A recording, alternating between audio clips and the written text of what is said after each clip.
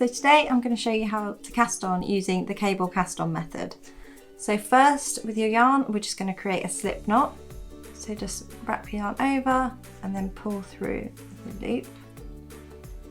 And now we're just going to place the slip knot onto your left hand needle and just pull to secure.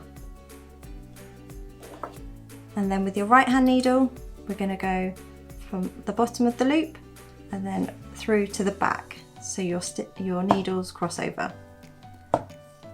Then with your yarn, we're just going to go from left to right and wrap over your right hand needle that's at the back.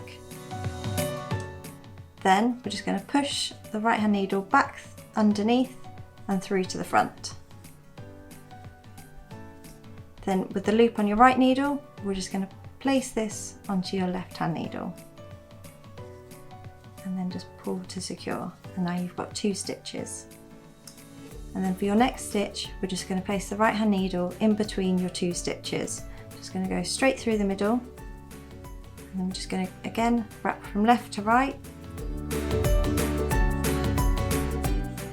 push the needle back to the front, and then slip that stitch onto your left hand needle.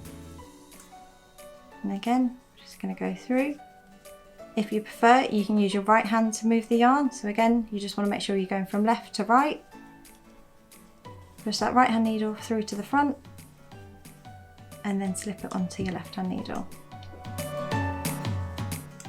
So you just continue to do this until you have as many stitches as you need for your project. And as you go, just make sure that your stitches are secure, but they still have space to move. So we're just going to finish off with the last one. Just going to wrap round, push through to the front, and then place onto the left hand needle. And that's how you cast on using the cable cast on method.